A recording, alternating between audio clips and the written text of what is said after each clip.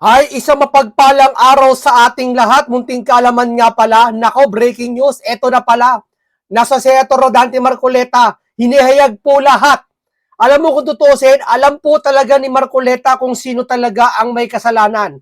Ang gusto niya lang po talaga dito, true evidence, saka true mga saksi. No? Kaso itong mga hudas na tong Barabas Kestas na to, itong mga tuta ni Romualdez, ngayon, araw na to, obvious naman talaga na pinoprotektahan nyo ang inyong mga amo.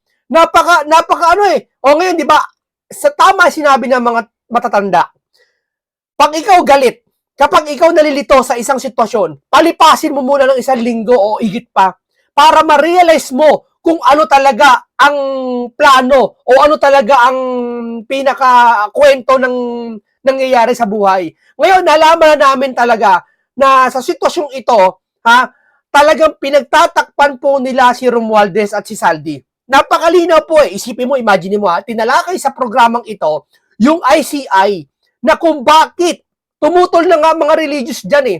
Ang mga kagaya ng Iglesia ni Cristo, tumutol na dyan na sa publiko ang ICI. Kasi, bakit mo itatago sa publiko? Sa taong bayan ang naapektuhan, lantaran, harap-harapan kaming niloloko ng mga kalsadang hinuhukay, mga kalsadang giba, mga binabaha, harap-harapan kami na ninanakawan yung mga tax namin. Ngayon, iimbestigahan, hindi namin harap-harapan makikita at maririnig. May mga conflict na mangyayari pag hindi narinig ng tao. Ang tao po, may karapatan kaming makarinig. Bakit? Taxpayer kami. Yung ICI na yan, kami rin nagpapasahod dyan. Totoo hindi? Yang si Marcos, kami rin nagpapasahod dyan. Di ba? Kaya ibig sabihin, bakit wala kaming karapatan o walang kakayahan ng presidente na paipag-utos kagad, isa publiko yan. Bakit pinihintay pa 3 araw matapos naghayag ang ibang mga religious kagaya ng INC? Hindi nyo pa ginawa? Kung talagang matalino ang presidente, dun pa lang sa pagkasabi ang ICI ay dapat makita at marinig ng taong bayan kung ano mga investigasyon. Dun pa lang kinabukasan naririnig na ng taong bayan. Ano ginawa mo? Until now, wala. Di ba? Kaya etong si Ramon Tulfo po nakapagbigay ng impormasyon kay Senator Rodante Marcoleta na sa post po ni Ramon Tulfo, ang sinasabi doon ay nagwala daw po si dating Senator Mark Villar at parang lumalabas, pinalalabas ito, nahuli yata, pinalabas yata ng guardia ng security. Parang ganon. Pinabulaan ng ICI yun, na hindi daw totoo yun. Si Ramon Tulfo, bagaman oo, kinakalaban niya si Marcoleta. Pero, sa ganung paraan, hindi niya po maaring totoo sinasabi niya, maaring hindi. Maaring yung sinasabi niya sa ICI, may impormasyon siya, may ano siya sa loob eh. Malamang may si Ramon Tulfo po, meron siyang spy sa loob. Di natin alam baka ganon. Na nakapagsasabi sa kanya, nagwala si Villar, si Mark Villar. Ngayon, pinabulaanan ito ng ICI. Yan ang sinasabi namin sa inyo, ICI. Ngayon, pabubulaanan nyo sinabi ni Ramon Tulfo na may nagwala talaga dyan. Paano namin makakasiguro kung totoo yun o hindi? Kung hindi nyo hinaso publiko yung ICI na yan, sige nga, maraming pagdududa dyan. Ang isang bagay na nakasara, tandaan nyo, maraming nakatago, tandaan nyo yan. Hindi isasara ang isang bagay pag walang itinatago. Tatandaan nyo yan. Kahit saan tayo makarating. Di ba? O ngayon, pahinga natin ang reaction video na to na kay Marcoleta na kung saan, ako, Soto, yari ka ngayon. Bakit? Obvious ka na. Ang daming gusto mong italaga bilang chairman ng Blue Ribbon. Si Marcoleta ayaw nyo. Mga kababayan, obvious naman. Bakit ayaw niya si Marcoleta italaga? Na may personal? Hindi. Matutumbok na kasi kung sino ang big fish. Bagay na ayaw mangyari ng dalawang bugok na si Tuta at si Boytago at si Tuta SP School Bukol. Diba? SB and SB, School Bukol. Di ba?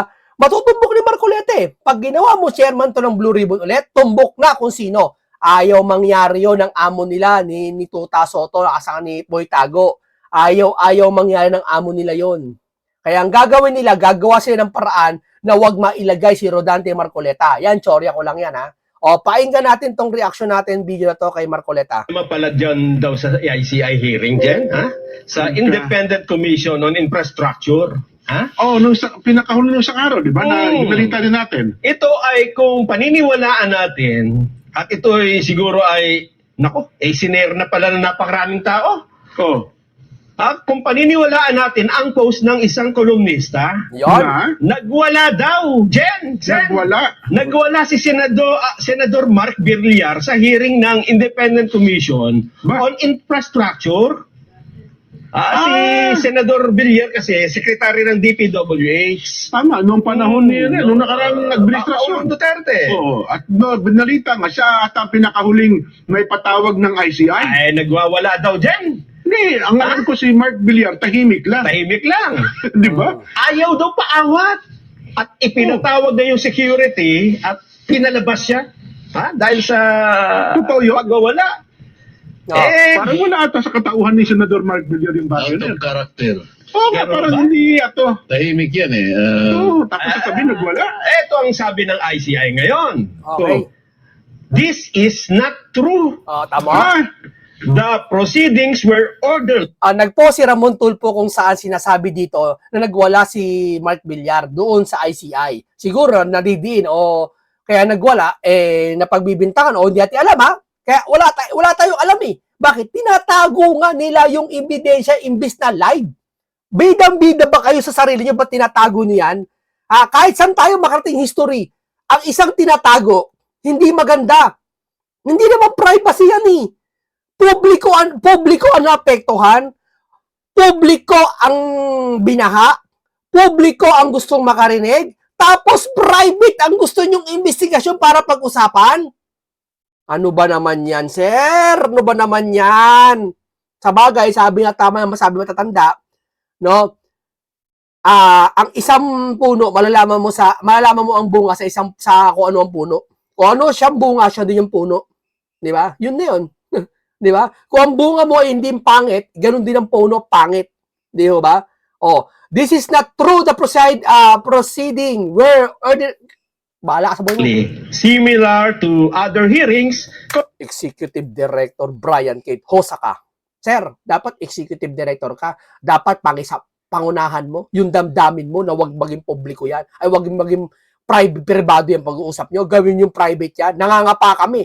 Kung ano mangyayari, bakit? Iwas ba kayo sa batikos? Iwas ba kayo sa mga banta? Hindi naman kayo eh. Nag-iimbestiga lang kayo eh. Di ho ba? Saka paano nag-iimbestigador itong mga to? Ano niya? Conducted by the ICI. So hindi totoo yung sinabi sa column. Hindi. Ayan ayon kay Attorney Brian Osaka, ICI Executive Director. Baka nga naman hindi totoo yan. Sino ba yung nagsabi na... Si Ramon Tulfo. Okay. Siya naglabas ng column na nagwala daw si Mark Villar. Nag-post siya. Ang sabi ng ICI, hindi yan totoo. Hindi siya nagwala. At humantong paro sa tumawag ng guard at So pinalabas. paano natin malalaman kung sino nagsasabi ng totoo? Si Ramon Tulfo o yung tagapagsalita ng Si ICI? Osaka. Hindi natin malalaman, Sen. Kasi hindi naman natin nakita. Tingnan mo. Paano malalaman din nakita, ibinabalita nyo? Ito. Bibigyan ko kayo ng sample mga kababayan ha. Paano pa kaya itong investigasyon ng ICI natapos na? Tapos sinabi, eto si Martin, walang sala. At eto may kasalanan. Katingin mo, papayag kami?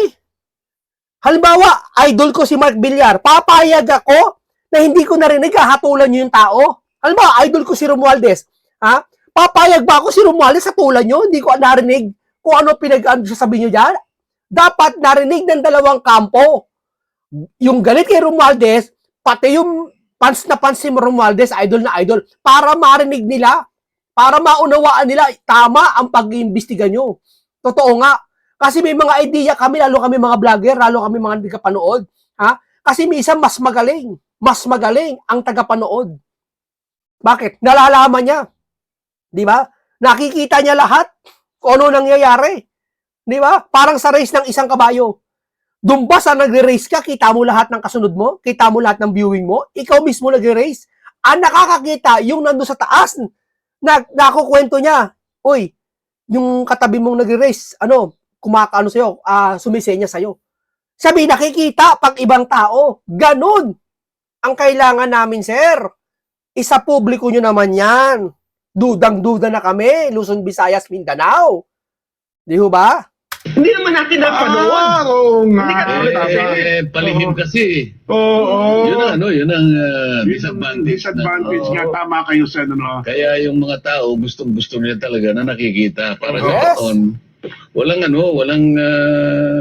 patot sa dahan na ganyan. Ayun. So kung ito pala ay naka-live stream na, Son. Ay, walang makapaglalabas ng maling Oo nga, no? Impormasyon. informasyon. Oo. At maalalaman natin kung sino nagsasabi ng totoo. Oo, tama yun. Kasi di ba nangyayari, pag investigasyon sa Blue Ribbon, halimbawa, nagsalita si Erwin, bend the law. Alam namin, nung sasablay siya, doon sa ICI, wala kami nalaman kung sablay, sabi dyan eh. Di ba? Independent ba yan? The best! The best ang Pangulo. Galing, independent kung ano na yan. Ang sabi nga namin ni Jensen kahapon mali yung dahilan ng ICI na hindi nila inilalabas ito kasi baka magamit kung saan-saan. Sino kayo? Who are you? Para magamit kayo. Sino mas mataas? Sino mas mataas? Yung taong bayan na nangangailangan ng kasagutan, ng malaman nila at makita, marinig ang pinag-uusapan, o kayo nag-iimbestiga? Am I right, sir? Yes, sir! Trial by publicity Oo, daw nanganganib Lalong magagamit kapag hindi natin napapanood. Hindi, kasi kapag nga ang pinag-uusapan itong lawak at saka yung magnitude ng pagkakawaldas ng pera ng bayan, pagkatapos ang gagawin mong taga-usig, palihim silang nag-iimbestiga. Okay. Yan. Oo. Pagmumulan lang ng pagdududa yan eh. Kaya yan. Paano natin masasabi sino nagsasabi nga naman ng totoo, no? Gusto totoo. Alam ka naman sabihin natin nagsisinungaling si Montulpo. Oo. Bagamat sa mga nakaraan ginawa na niya, di ba? Oo. Di ba? Bagaman sa nakaraan, ginawa ni Ramon Tulfo, pero sa pagkakataong ito, maaari totoo sinasabi ni Tulfo. Pero paano mapapatunayan kung totoo sinasabi ni Ramon Tulfo? Nakapagbigay siya ng info kay Marcoleta kumbaga dito sa saganang mamamayan Paano masasabi? Hindi niya narinig. Kung narinig namin yung sinasabi ni Tulfo na si Villar daw ineskorta ng security guard at nagwala daw dun sa ICI, nakita namin, narinig namin kaya sa radyo, maniniwala kami. Sino ngayon paniniwalaan namin? Si Ramon Tulfo yung ICI? Sino? Di papayag na ako kay Ramon Tulfo na ako maniniwala kaysa ICI. Bakit? Kahit paano kasi si Ramon Tulfo naghahayag din to kahit paano Minsan to magkabay pagkabayas, pero minsan panipaniwala rin ang sinasabi nito kung kinakailangan. Di ba? Hindi mo rin naman masasabing totoo ang sinabi ni Kate Osaka kasi wala rin para tayong katibayan. Di ba? kwento sa kwentong tama ka. Dapat talaga open na open yan. Oo. Dapat nakikita ng taong bayan yung ginagawang pagsisiyasat dyan. Tsaka harap-harapan talaga, hindi yung sasabihan mo sila pagkatapos sa Twitter lalaban. Sinasabi lang naman. Talaga ito na sa Twitter lumalaban to mga to. Hindi nyo kasi kaya si Senator Marcoleta Oo. Isa si Boy Tago, dun umaatake sa Twitter kay Marcoleta. Hinihikayat niya mga fans niya, hinihikayat niya mga taga-suporta niya na magalit kay Senator Marcoleta. Diba? Meron pa pala isisingit ko yung gurang na matanda dyan na sinasabi lowest rank si Marcoleta, debate tayo sa Luneta. Tignan natin kung sino lowest rank. Patutunayan ko sa yung gurang ka, lowest rank ka. Patutunayan ko sa'yo, ikaw ang 3 beses na lowest rank. O ganito, tema, debate tayo. Yung kurso mo, yung bilang kurso mo na abogado, at ako bilang biblical debater, isasantabi ko yon, isantabi mo rin yung kurso mo, magdebate tayo ng katwiran. Patutunayan ko sa'yo, lowest rank ka. Patutunayan ko sa'yo yan. Dahil sa pagsabi mo palang lowest rank si Marcoleta, sa pagsabi mo palang, isa ka ng malaking lowest rank. Magsasalita sila. Almost all senators had insertions. Sabi, ganun, nagkaroon ng negative na connotation yung salita na yan dahil nga yung mga insertions yan ang naging dahilan kung bakit nagkaroon maanumalyang paggawa ng flood control dahil sa mga insertions na yan. Pagkatapos babanggitin niya na sa plenary kanya bubusisiin ko yan. At malalaman natin kung paano, bakit pinayagan yan. Kasi ibig sabihin, pagka ganun ang pananalita, parang masama talaga eh. Ayun na nga po, Kasi sir. bubusisiin ko yan. At kailangan malaman natin bakit yan pinayagan. Ibig sabihin, hindi dapat mangyari yan. Okay. Opo. Ilan ang contractors na binanggit niya doon? Mahigit na 10. Oho. Hindi ba natin tatawagin doon? Hindi ba natin pagtatatawagin? Kasama doon ang SunWest. Ang SunWest, this is the company founded by Saldico. Soto, yari ka ngayon. Huli ka ng taong bayan. Kaya huwag ka na magtaka, Soto, kung bakit pinagpapakalat ng mga fake news tungkol sa taksayok. Alam namin fake news yun. Pero alam mo bakit nagpapakalat sila ng fake news para sa'yo? Dahil sa sama ng ginagawa sa sitwasyon ngayon, dahil sa ginagawa mo na nade-delay, ba't ayaw mo ipatawag to? Lahat pinatawag eh. Ikaw ang SP dyan. Senate President dyan. May kapangyarihan ka. At least man lang mapatawag mo to at blue ribbon. Sabihan mo si Erwin o sino man si Pampilo Lacson. Si Erwin Tulfo o Senator Erwin Tulfo. Ganito, ipatawag mo SunWest. Yan to. Bakit wala? Representative man lang ng SunWest, wala. Lahat na nabanggit, lahat gusto ipatawag, si Saldi wala. Si Romualdez wala. Di ba? Sige nga. Tapos ayaw niyong gawin Blue Ribbon Committee ulit si Marcoleta. Bakit? Isipin niyo, anong dahilan? Ako tatanungin ko to eh. Tatanungin ko to kasama si lowest rank. Yung lowest rank na matanda na yon na nagmamalaki masyado, pag didikitin ko sila ni Boy Tago at ni School Bukol, tatlo sila. Tatanungin ko sila, bakit hindi niyo ipatawag si Romualdez? Sagot! Hindi na magpapawisan kayo ng napakalamig na pagkalit-lit na pawis. Sabihin ko sa inyo, pag ako nakausap nyo, maniwala kayo sa akin. Diba? Hindi kayo makakarinig ng mga katwirang talagang ngayon nyo lang marinig sa buong buhay nyo. Siya yung pinakamaraming nilatag na mga insertions na binabanggit ni Toby Chanko. 13.8 billion, 2 probinsya lang. Hindi mo matatawagin itong mga ito. Hindi man lang natanong siya eh. Yung yung mismo kumpanya ni Saldico, hindi mo tatawagin.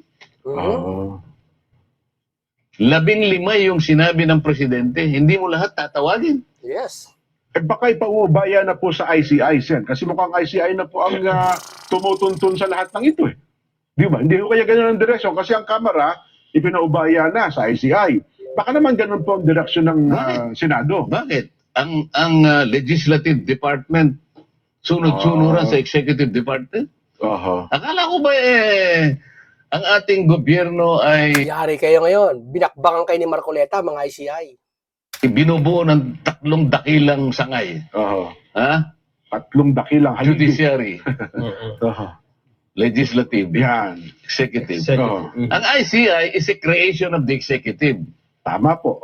Ang legislature, 2 chambers, Kamara at saka Senado.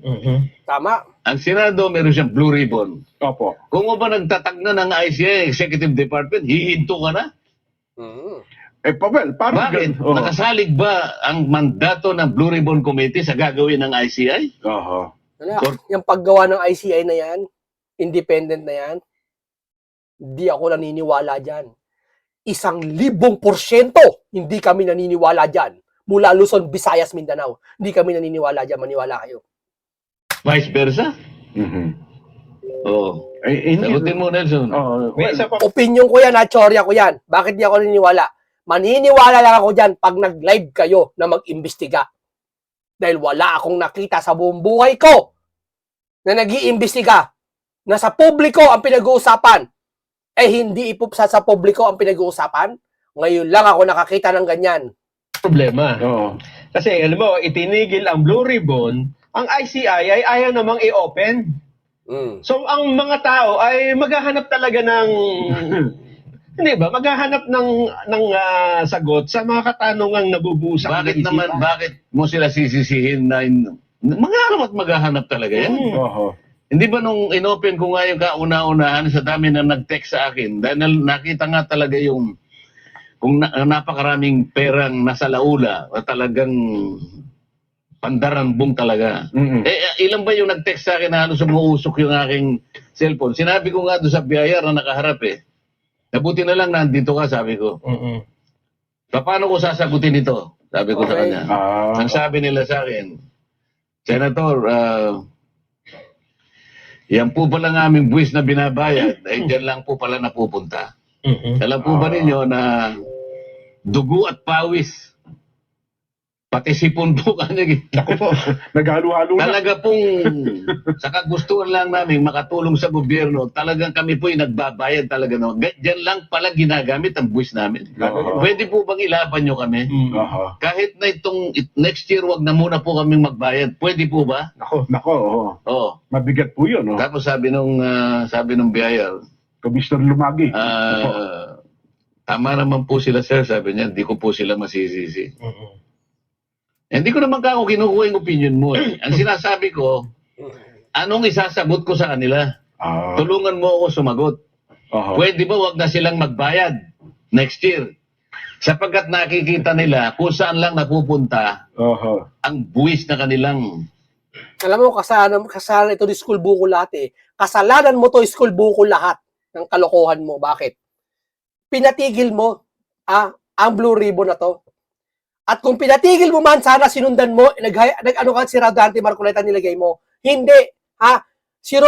Mas magaling naman si Rodante Marcoleta kaysa kay Erwin Tulfo. Magaling si Erwin, matapang. Pero mas magaling si Marcoleta kaysa sa kanya.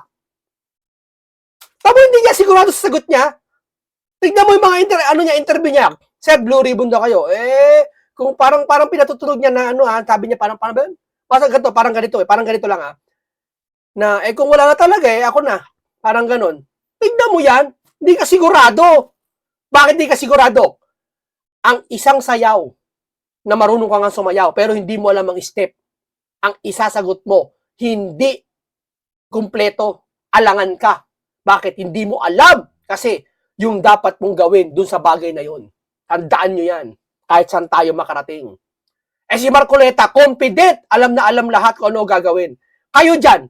Bakit si School Bukol ayaw mong ibalik si Senator Marcoleta bilang Blue Ribbon Committee? Bakit? Mabubuko kasi kayo na itong si Romualdez at si Saldi at ang big fish mahuhuli na.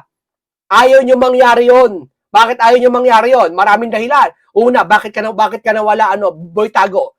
Bakit ka nag-resign bilang Blue Ribbon Committee? Anong dahilan?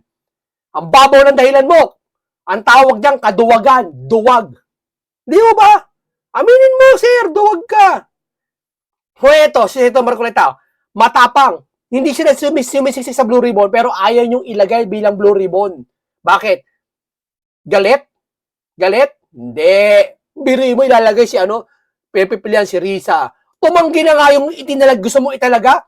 Si Kiko ayaw din. Si Rapi ayaw din. Si Erwin Tulfo nag-aalangan. Obvious naman Ayaw niya si Marcoleta kasi tutumbukin yung amo niya. Nagpapakatuta ka. Obvious na namin. Kaya hindi na kami magtataka kung nagpapakad ng fake news laban sa'yo. Dahil antindi ng galit sa'yo. Di ba? Anong pinagagawa mo sa taong bayan? Pinagluloko mo? Tanda-tanda mo na? Gurang-gurang mo na? Ganyan ka pa. Magsama-sama kayo ng lowest rank na sinabihan si Marcoleta lowest rank. Kahit Luneta tayo magtagpo, lowest rank, hindi ka mananalo sa akin sa katwiran. Maniwala ka kahit anong edad mo. Hindi ka mananalo sa akin. Sa batas, wala ko alam page sa batas, pero baka talunin kita. Di ba? Biblia tayo. Nakapikit ako, magbabasa ako ng Biblia. Pag sumablay ako sa binanggit ng talata, lulubog ako sa kinatatayuan ko. Di ba? Kaya itong lowest rank na to, sabi lowest rank. Pag nakaharap kita, magiging lowest rank ka. Maniwala ka sa akin. Pagpapawisan ka ng butil-butil sa akin. Di ba? Yun. No. Mabigat po yun. Ba't di ka ako sumagot? Babagsak ang gobyerno pag ako nagbayad. Hindi, ayaw niya sumagot. Wala na may sasagot. Wala po. Ikaw ka ako, DPWH. Wala rin po. Sabi ko, sige ako nagsasagot. Ayan. Sabi ko, huwag ninyong gagawin. Yan, tama kayo. Kasi po, pagka ganyan po yung ginawa nyo, lalo po tayong babagsak bilang isang bansa. Aha. Ako na po nakikiusap sa inyo, kaya nga po nandito kami para ayusin natin ito, usigin natin ang dapat na usigin, maibalik po yung pera talaga na nawala. Okay, hanggang dito lang po muna tayo. Ang ibig kong sabihin po sa akin talaga sa reaction video na to, sana po, ang kayo ang mga ICI, yung gusto ng taong bayan na nakakarami, na i-live nyo yan. Kung hindi man live, recorded. Ipalabas nyo kung anong gusto nyong oras para mapakinggan namin. Hindi man kami magsasuggest, wala naman kami karapatan mag-suggest eh. Mag-suggest naman kami, hindi nyo kayo papakinggan eh. At least man lang, maramdaman namin sa sarili namin na oo nga no, walang kasalanan si Martin. Ay oo nga no, may kasalanan si Martin. Ay oo nga no, nasa pamamagitan kasi, kaya tayo binigyan ng pandinig, kahit wala tayong kahit nakapikit, binigyan tayo ng pandinig, nakakaunawa tayo sa pamamagitan ng nare-receive natin ng mga pandinig sa atin. Pero kung itiyatago nyo, hindi namin marinig, wala kaming idea kahit isa. Tapos pag nag-recite kagaya ni Ramon Tulfo, nagwala daw si Villar, tapos itinanggi ng ICI, wala daw yan. Paano kami maniniwala sa inyo?